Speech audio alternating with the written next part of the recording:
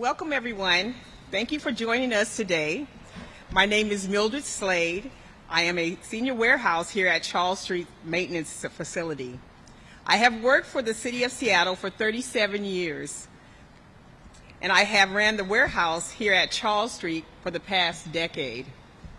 I am honored to have been invited to introduce Mayor Harrell, and we are grateful that the mayor has chosen Charles Street to announce the details on his proposed budget. Facilities like Charles Street are the heart of the city and one city.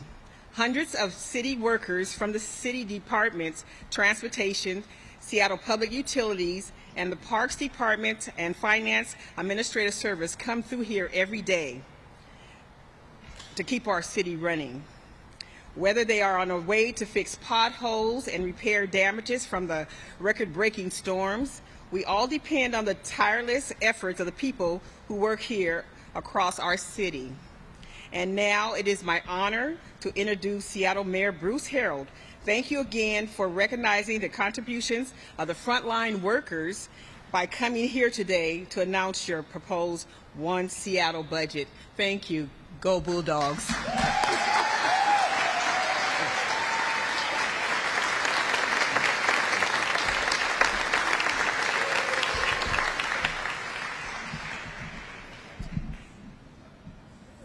Thank you very much, Mildred, for that kind introduction. What she neglected to say was that we grew up together and went to Garfield together, and I know you're thinking what I'm thinking. Why do I look so much older than Mildred?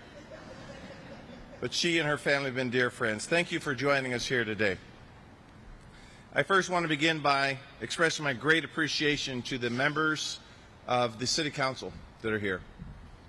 Sitting here with us, the City Attorney, Ann Davison, for Mildred for that kind introduction, and perhaps most importantly, the city employees that are joining us too, including those who work every single day right here at Charles Street. Thank you for all you do for our city. So, when I took office at the beginning of this year, I challenged all of us to help move our city government in a new direction, to commit to collaboration, innovation, to break down silos and to build up new ideas, to focus on getting the basics right and to set an example for our neighbors to become ambassadors with us for our city.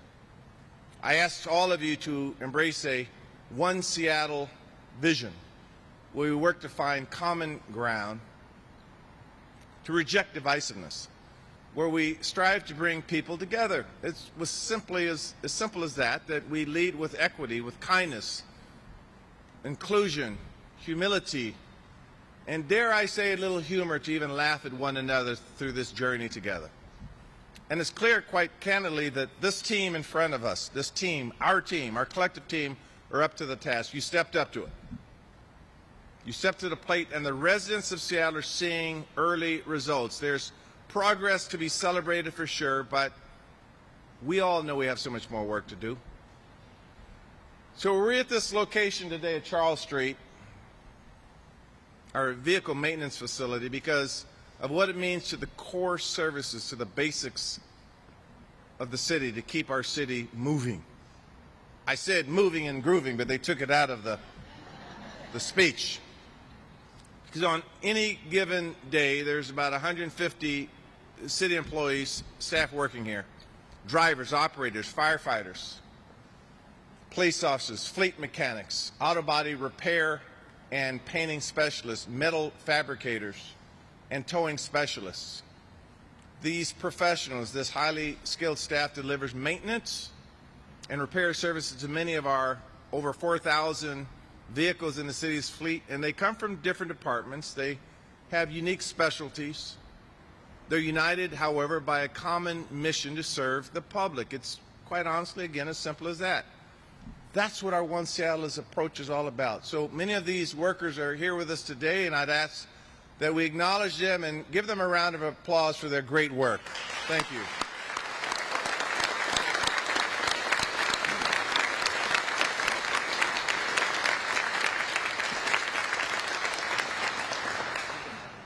Got a longer applause than I got when I started my speech, but that's okay. So as we develop this budget, the One Seattle budget that I'll present to you today, our guiding principles was how best to meet the urgent needs of our communities and empower our employees to deliver the essential services to our residents, because they expect it. They demand it every day. If you're elected to office, you know they expect it and they demand it. Much has been said that these documents are moral documents. They define who is the city, what we think is right or what's wrong. We talk about equity and equality. When I was a young kid, back in the dinosaur ages, my mother and father, they'd give my brother and I an allowance. And my older brother is a couple of years older than me, and none of my family members in that family are alive today, so I could say things that are partly true. But this is very true. They're looking down on me. That we'd get this allowance every 2 weeks, and many of you know my mom and dad work for the city, and so the problem with that allowance is my brother, who was several years older, he always got more than me. He got a couple more bucks than me, and I didn't like that. And I would say, I think we should be treated equal, Mom. I'm almost his size. I was sort of a bigger kid, but he was several years older than me. He was in his teens, and she says, no, he has more needs than you. He deserves more money than you. That's equity. I didn't like it. I wasn't trying to hear that because I wanted to be treated equally. As my wife and I, who's joined with me today, when we began having our kids, I gave them the equity speech too. They weren't hearing it as well. But this document, we have to recognize that some communities are underserved, and that when we embrace equity, our investment strategy has to reflect that. Historical practices.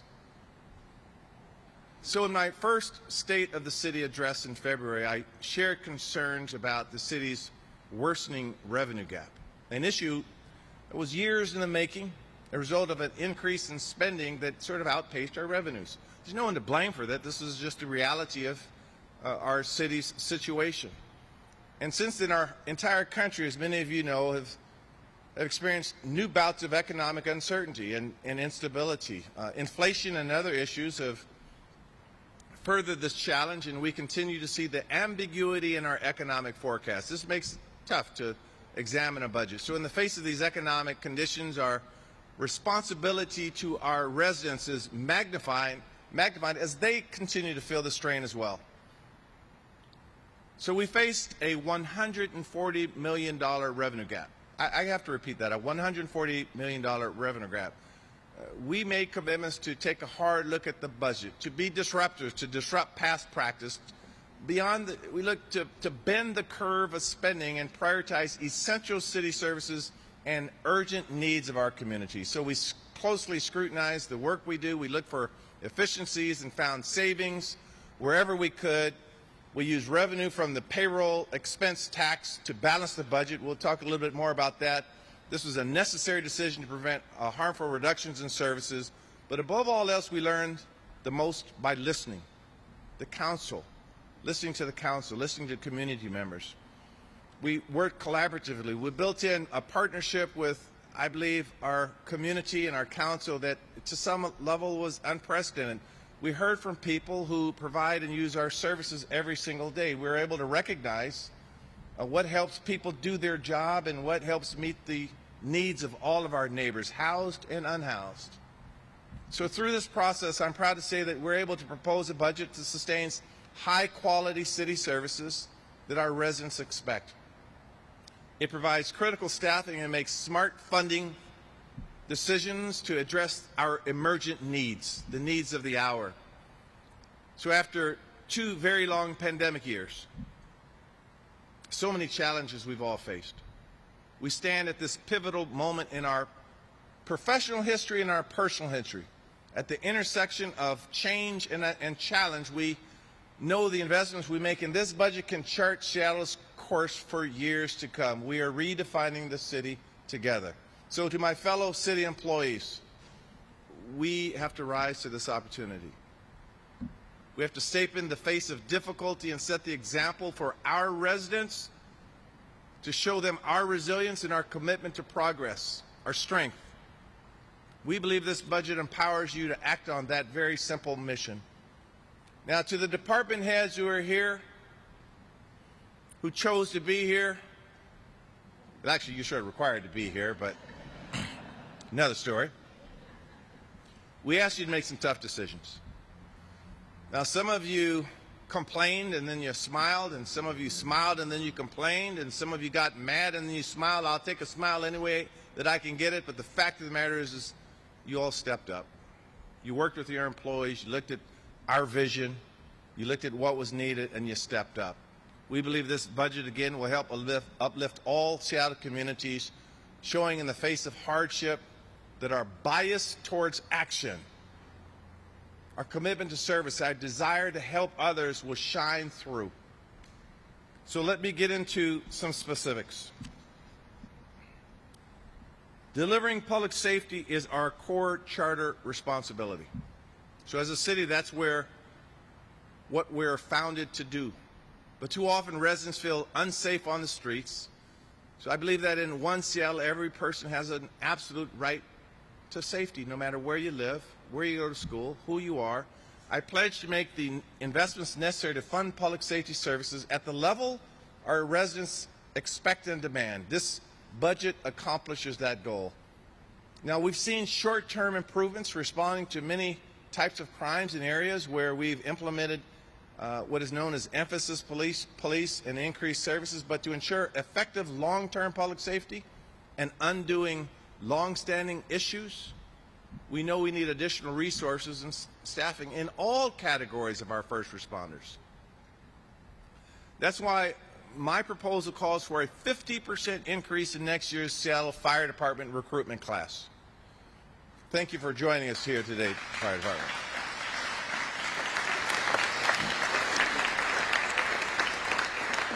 Now, this investment will address the staffing shortages and will reduce the record overtime costs. The fire department needs the staffing to increase to help keep themselves safe and protect every neighborhood. So I'm proud of our fire service. It's ranked in the top 1% of departments across our country. It is the only fire service in the state of Washington to be ranked in Protection Class 1. That's the highest possible rating. Now, our budget funds the comprehensive police recruitment and retention plan as well. This will bring to scale efforts to hire not only more officers, but the kind of officers who reflect our commitment to equitable policing. This plan looks at innovative programs, modern recruitment, tactics, education, family supports, incentives for new recruits and lateral transfers. We need to make every effort to bring officers here and reverse the staffing crisis that impacts everything we want to do with policing in Seattle. Now, candidly, we know it's not just dollars and incentives that will bring more police officers to Seattle. It's making this a place where they want to be, where we all want to be, changing the narrative, ensure Seattle is where we lead with service, a city where we acknowledge the good work our officers do, a city where we can have transparent conversations with our officers where they may fail, officers to help them earn our trust in communities and the confidence through their day-to-day actions. And for the first time in over 2 years, we will have a permanent police chief, and Chief Adrian Diaz.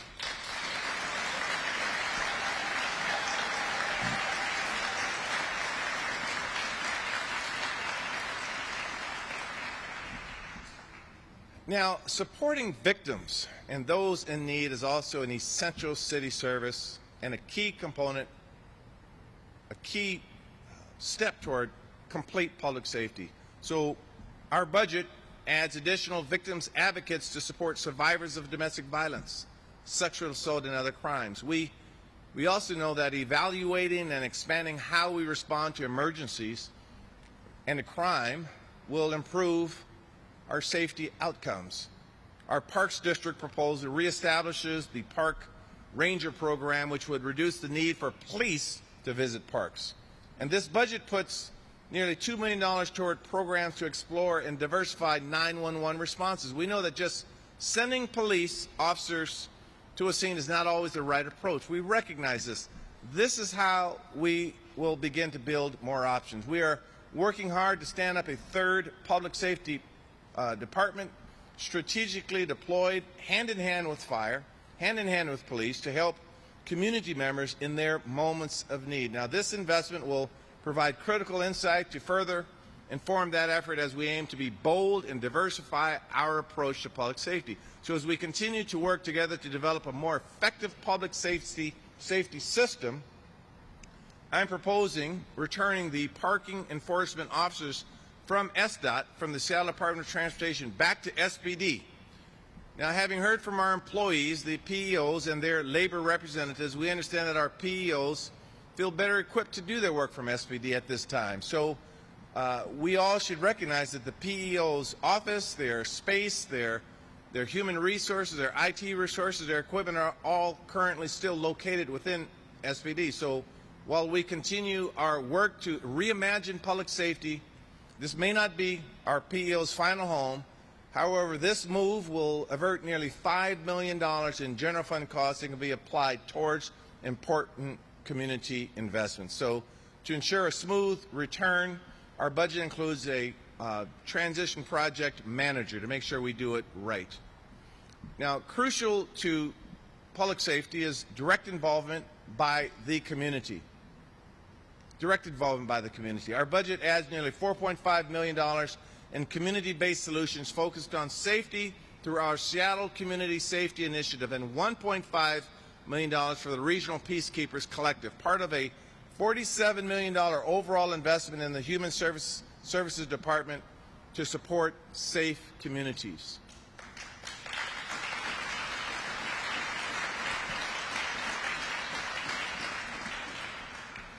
This focus on community solutions and a diversified response has only been enhanced by the great work that Councilmember Lisa Harrell has shown in her commitment to see meaningful change and better outcomes. Thank you, Councilmember Harrell, for your leadership here.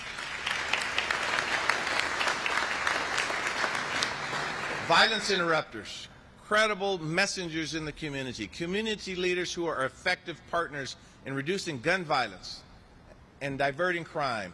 Now, while gun violence, we have to admit, has worsened through the pandemic, in this city and throughout our country, we cannot make change without these community programs. They help prevent harm before it happens. They connect those who are impacted with the support they need. When it comes to safety and support for victims, we must be impatient. We have to act with a sense of urgency. So we reject the status quo, because any extended delay, it has a real human impact on people's lives. This budget makes improved response times and innovation priority number one. Beyond the reactive, safety will come from the proactive, with that recognition that everyone needs housing and education, a good job, and support. In other words, a holistic approach. The City Council has worked in this. We hear you. So our administration will refuse to be complacent on homelessness. I've said repeatedly, I personally believe it's inhumane for people to live without sanitation, without heat, without running water. Walking the streets of Seattle, the need for compassionate and urgent action is obvious. So while the issue of homelessness is too significant for one city to solve on its own, we're committed to the partnerships needed to move this forward. As long as people live in parks and sidewalks and they sleep in tents, they sleep on benches, we cannot sit still. Our budget reflects that urgency, investing in emergency response, shelter, housing, and our partnership with the King County Regional Homelessness Authority. And I want to make that clear. This budget includes funding for ongoing shelter beds and the creation of hundreds more, including tiny homes and safe lots. Our proposal ensures we will meet our 2,000 unit goal and keeps open thousands of shelter units that would otherwise disappear. Further, this proposal increases our investment in the King County Regional Homelessness Authority, funding $88 million in total for outreach, shelter, and other critical programs. This represents a 13% increase in our investment in KCRHA. We are committed to this regional approach, and we demand sustained action. We have seen some incredibly impressive early indicators of success. during the first year of their work. We realize how hard it is to start a newly formed organization. Now it's time to move beyond early indicators and into permanent improvements. Positive outcomes must be more common, more visible, more sustainable. So our continued funding reflects our commitment to that mission. We're going to do our part, but as we've all said, we cannot do it alone.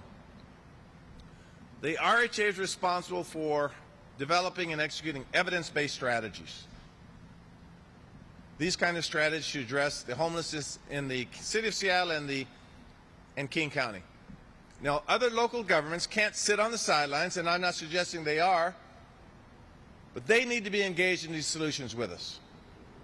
So in this first year, I believe we put in place the right relationships to foster their action and the collaboration. We've worked very intentional on developing their buy-in, so to speak. I look forward to these developing relationships with these outlying cities. We will never succeed without having these types of partnerships and addressing the issue at its foundation, lack of housing. Lack of access to housing is the source of homelessness, and gaining access to housing is a solution. Now that's why our 2023 budget will put forward an unprecedented investment in affordable housing, nearly $250 million. This is the largest one-year investment of this kind in our city's history.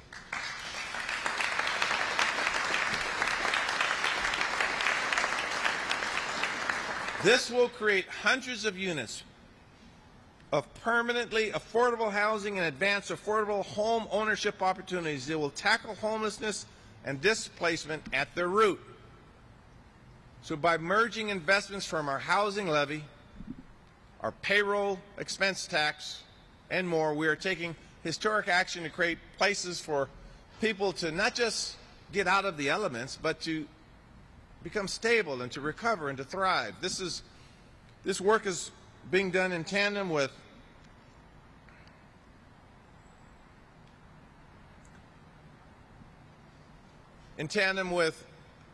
ongoing investments to make the permitting process more affordable and more swiftly and streamlined. This is important work. Councilmember Dan Strauss, I need to give you a shout out on this work. Your action-oriented eye toward a more affordable Seattle has inspired significant new investments in our Department of Construction and Inspections to reduce the permitting bottlenecks that many have complained of in the housing community. A total of 7 new positions, and thank you for your advocacy, a total of 7 new positions to speed housing production has been added in this budget.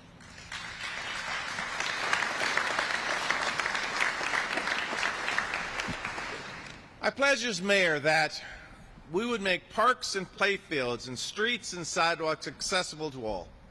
So to do so, we created the Unified Care Team, bringing together departments to streamline the processes, to improve the communications among departments, to improve data collection and analysis, to look at where we were duplicating work that was unnecessary.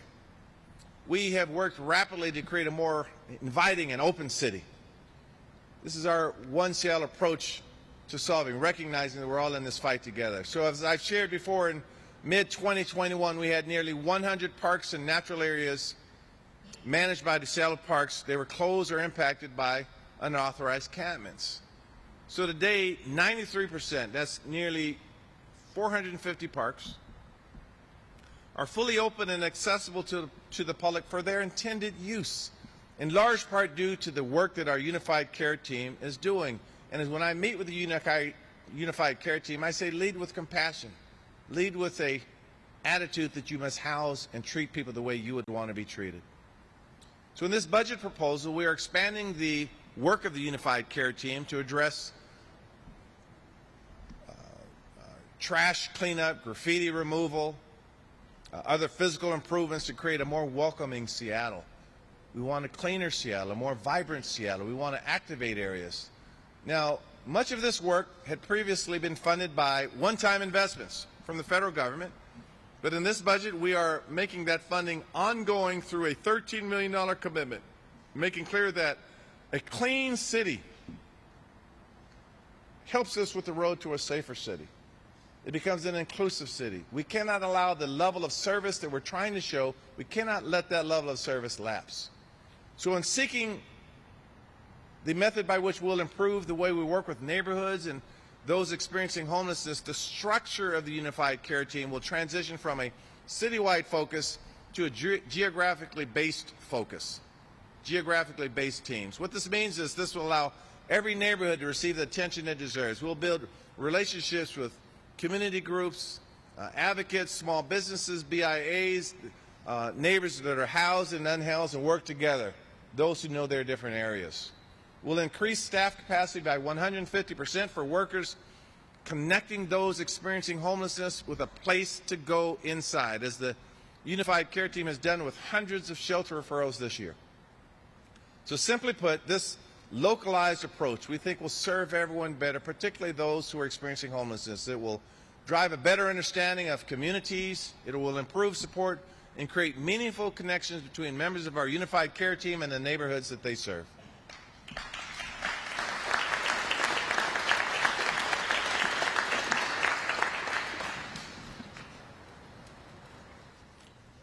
You know, these budget speeches get a little long. I understand that. My energy is good. I hope everyone else's energy is good. You can't just present a multi-billion-dollar budget and just do it in 5 minutes. But you know what? In a few years, I'm going to try to do that. Thank you for your attention. Because as I said earlier in my remarks, we're trying to redefine this city. So public safety, homelessness action, and a clean city are critical for fostering the conditions that allow for a revitalized Seattle and a local economy, but we have to go beyond that. We as city leaders, we have the power to marshal our resources, to share opportunity, and quite candidly help every person reach their potential. That's a wonderful thing to try to do. So from good jobs to an education, informal or informal, to small business support, to a healthy environment, this is the work we can do by delivering our support and our services. This, too, is our core responsibility as public servants. It's our responsibility. It's our essential responsibility as governmental workers.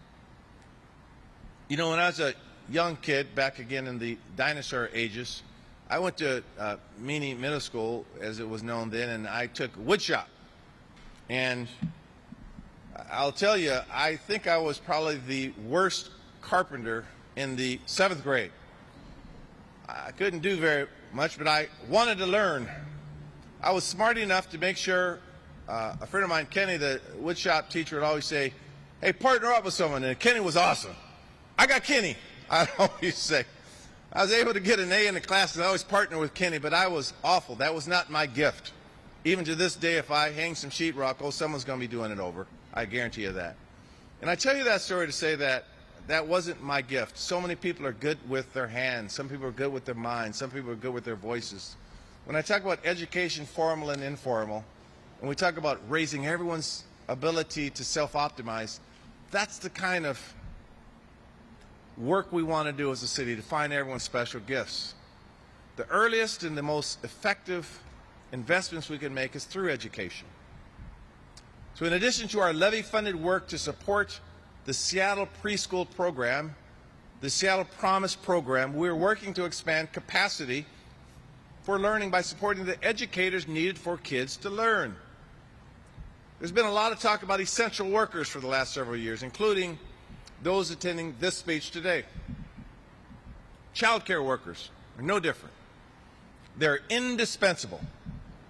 That's why my budget leverages $5 million in payroll expense tax revenues to support hiring and retention bonuses for Seattle's approximately 4,600 child care workers who serve over 20,000 kids in Seattle.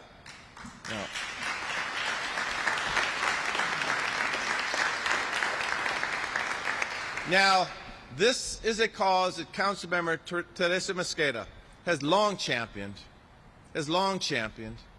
and her advocacy for workers and her kids make a huge difference in countless lives. She is inspirational, to say the least, when working with her in this work. Thank you again, Councilmember Teresa Mosqueda.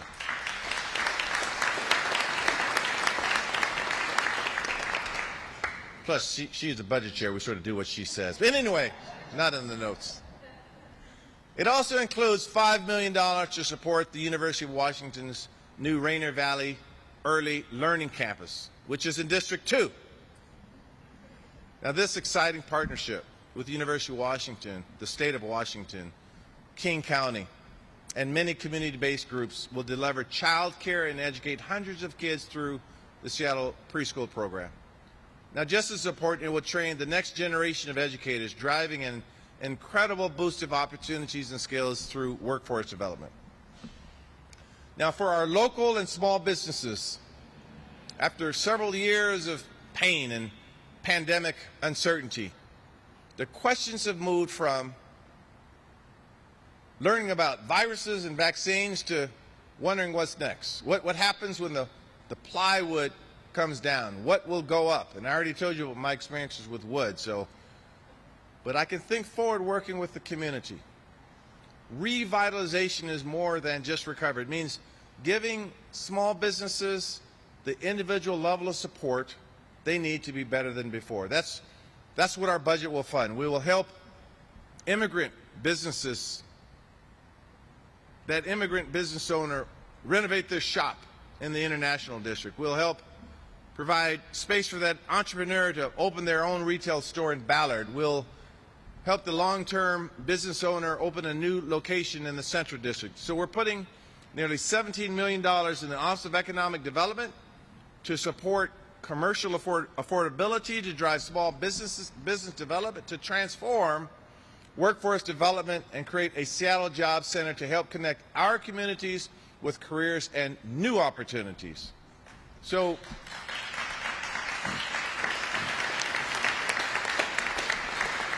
Councilmember Sarah Nelson's voice as a small business owner is already helping our Office of Economic Development refine and strengthen this programming, and I can't wait to hear more of the common sense ideas and the approach that Councilmember Nelson will no doubt take to advance our common agenda for local prosperity.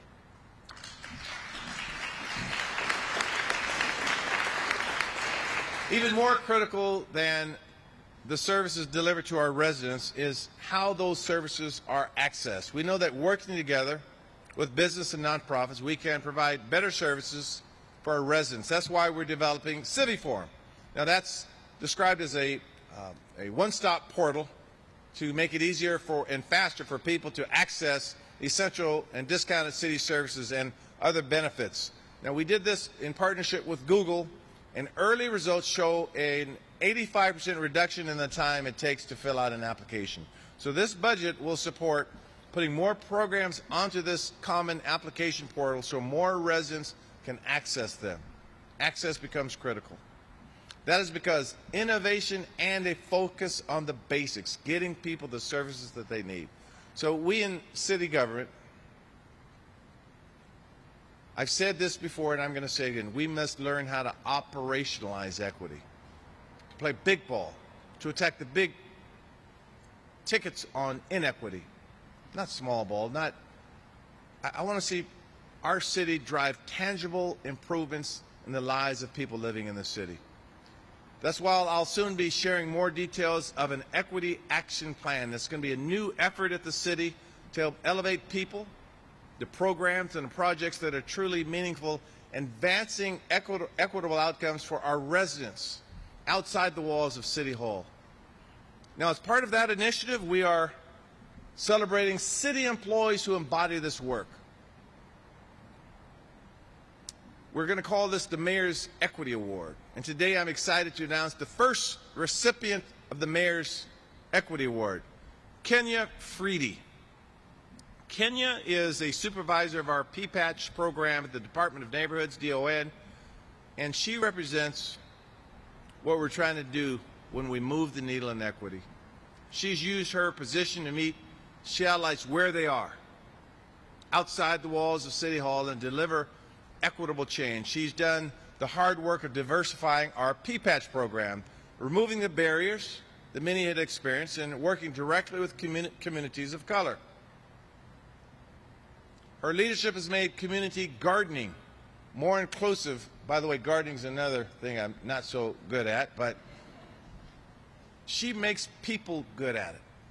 She gives them access. She helps expand access to locally grown healthy foods. So Kenya is truly getting her her hands dirty, so to speak, creating a more equitable Seattle. So I'm going to ask Kenny to come up, and I'm going to give her this award and embarrass her a little bit.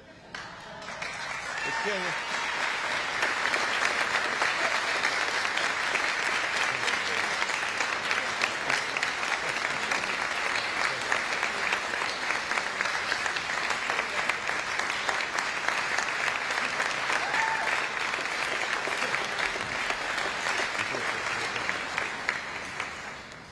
She did too, once, yeah.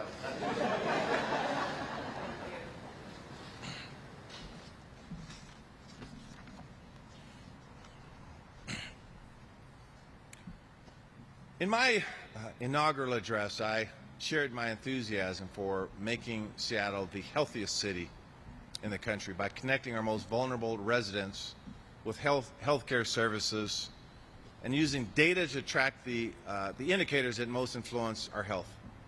So this budget introduces funding for a pilot for our Healthy Seattle initiative. We'll invest in expanding the Public Health Seattle and King County's Community Health Worker Program. This will mean 1,000 of the most vulnerable residents will have a defined path to care and better be able to better navigate our very complicated healthcare system.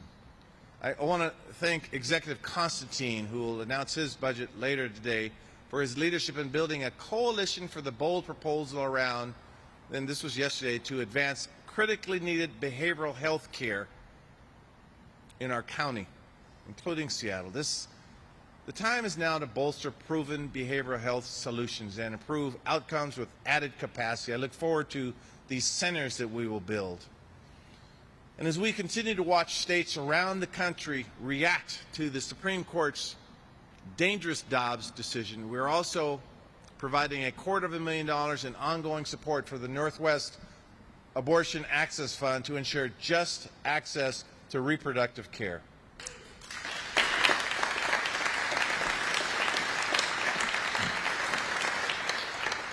All of us, regardless of zip code or where we live or household income, we deserve clean air, fresh water, access to open spaces. Parks and tree canopy are a critical part of that equation, which is also playing a key role in our efforts to fight climate change.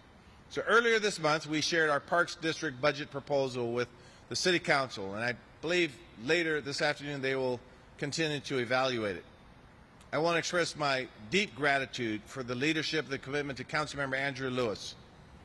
He's working hard to move the Parks District proposal forward, embracing the reasons it was created and building consensus on a shared approach to keeping our parks clean, open, safe, accessible to all, and fighting climate change. We know Council Member Lewis is committed to the maintenance needed to ensure a world-class park system. And I know the Council, I have an appreciation for the decisions you're trying to make, thoughtful decisions, deliberative decisions. Thank all of you for doing this work. I've said in a few speeches that I wanted to make sure that all of our bathrooms were open and not in a state of disrepair. A simple request. I wanted to grow our youth activities in our parks and our mentorship programs within our centers to be world class. I wanted to lead with a focus on equity and expanding park quantity and quality in underserved neighborhoods. I talked about the difference a good park made in my personal life, and that's what Seattle deserves. And when I say deserves, quite frankly, it's what Seattle demands. This level of care is what is needed to deliver. So at the same time, early data from our canopy, our tree canopy inventory, has revealed that Seattle's canopy has declined over the last several years. This is important in climate change. Most noticeably impacted are trees in our parks and our natural areas. Protecting our trees and expanding Seattle's urban forests is essential. So to increase our tree canopy and reach our goal of 30%, we need a years-long plan and commitment. That's why our budget will invest in a tree equity and resilience plan, increasing tree planting capacity and the greening of industrial properties. This effort will prepare us for even a more ambitious tree planting goals in the future, ensuring that communities with the lowest canopy coverage sees the most support. I know, having worked with Council Member Alex Peterson, how much he values trees and our tree canopy. I look forward to working with him as we build out this plan together.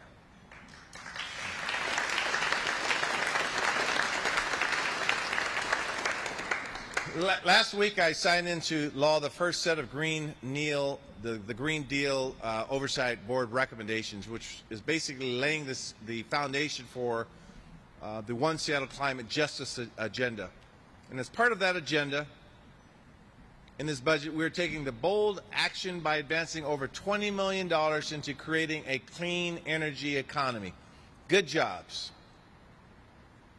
working to develop resilient communities while we reduce pollution. I want to express my thanks to Councilmember Shama Sawant for uplifting the voices of those who advocate for winning solutions against climate change, the voices who are often not heard. We believe our community-centered approach is receiving international acclaim. We know that from the work that we're doing. That we're going to modernize our city buildings, create resilience hubs, climate resilient spaces for communities during severe weather like smoke, heat, and floods. We're opening up the new green energy economy to all communities, funding pre-apprenticeship scholarships, more workforce development, and small business opportunities.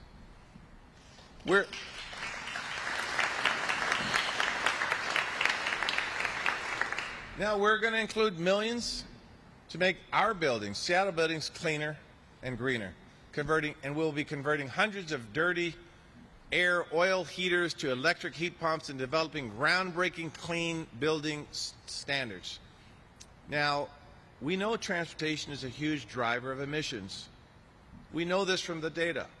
This budget includes efforts to create transit-connected communities and walkable neighborhoods that reduce pollution. It includes investments in heavy-duty fleet electrification and charging stations for our city fleet, including vehicles serviced right here at Charles Street. See, this is a working station. It isn't always as glamorous, as cool, and well, sort of cool, but not always as glamorous. But the work that has to get done is necessary to keep us all moving, to allow us to provide our services. The same goes for our transportation budget. Despite current economic conditions, we're forced and focused on the steps necessary to make Seattle a safe and reliable and affordable place to get around. Now, leading with safety and equity, our transportation budget is focused on Vision Zero priorities and necessary infrastructure to maintenance to support our goal to eliminate traffic deaths and serious injuries on our streets. We're investing millions toward needed safety investments along the city's high crash corridors, including the Rayner Avenue corridor, as an example. Now, this was rightly a priority of Councilmember Tammy Morales in District 2. Dare I say the best district in Seattle, but I'm not going to say that. Okay, I'm sorry. One Seattle, I'm sorry. What was I thinking of?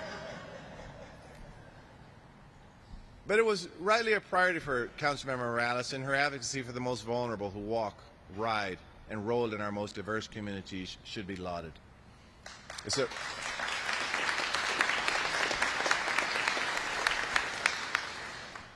A bold and visionary transportation plan also requires us to think decades ahead.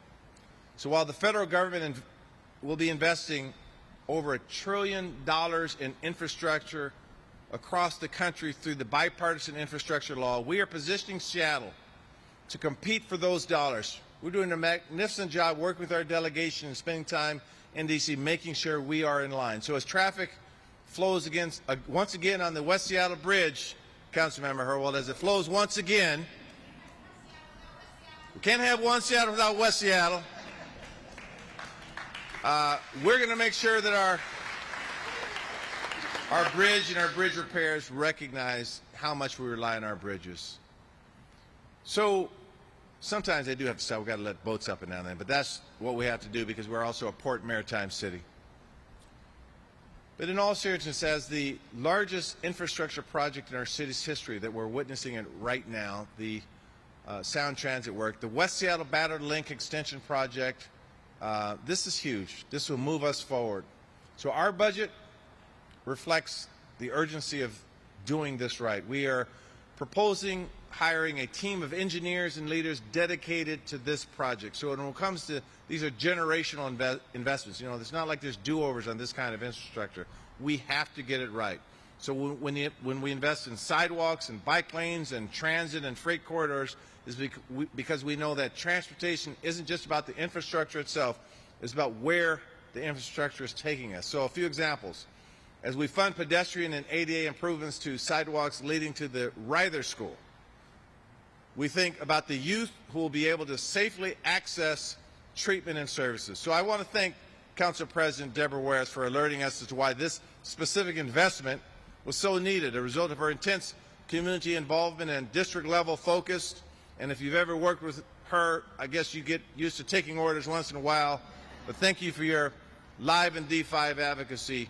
It's that kind of unique and strong sort of district presence that really gets these things done. And that's why I'm proud to say that about the council that I'm working with.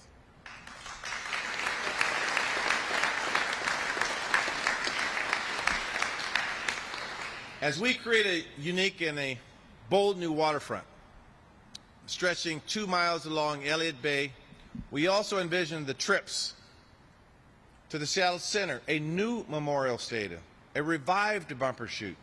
And as we build out Sound Transit, we imagine quick, convenient visits to parks in Ballard and to small businesses in West Seattle. When we talk about building our One Seattle, it's just like the work here at Charles Street. It isn't just about fixing trucks and maintenance and maintaining vehicles. It's about putting our city employees in the best position to do their job, to serve their community. Now, none of your jobs are easy. None of your jobs are easy like mine, I should say. Of course, these are tough jobs. That's what we sign up for. I appreciate it as your mayor. Our residents appreciate it. Our neighbors appreciate it. Our families appreciate it. You have to know at the end of the day you are making a difference every single day. You know, many years ago, again, when I was a kid, I watched my mom and dad, who were city employees, balance the household budget right there at the dinner table. My mother worked in finance at the libraries, and she was pretty good with a pen and a calculator. But I watched them balance what we could afford and what we couldn't afford. That kind of financial discipline and management style and sort of stayed with me my entire life. Now, we don't use a pen and paper anymore, but the values remain the same. We have to prepare for tomorrow. We have to recognize our commitment to equity. We have to be a good steward of tax dollars. They are the public's dollars that they trust us with. Our $1.6 billion general fund budget serves the people, serves our 750,000 residents in our city. And finally, our budget just isn't about spreadsheets and accounting. It's about the services to the people. Now, if you remember anything about this budget speech, many of you sat through many budget speeches. I know I have. I want you to remember that it is a recommitment to the higher value of public service, serving the people of Seattle. And we say proudly and pridefully, we serve our people in Seattle with excellence. You know, for those that have known me, and you know, Mildred's known me for, I don't know, many decades, I've always been the eternal optimist. The water's always half full. I believe that the best days in Seattle are in front of us. I know that. I know that for a fact. I know that this vision can only be realized through teamwork of our community. So we as public servants, all of us as public servants, as community leaders, as elected leaders, we have the standing, we have the position, we have the power, and we have the heart, we have the intellect to inspire our community to move forward. I certainly cannot do it alone. Even by demonstrating your patience, listening to this speech demonstrates your commitment to One Seattle. This is a moral document. There are other moral documents out there that you will find strength from. There might be a song you find strength from. There might be someone you love and respect you find strength from. So hold on to that. I'm going to hold on to this budget in the meantime because this is a document that will help us succeed in this city and to truly build One Seattle. Thank you very much.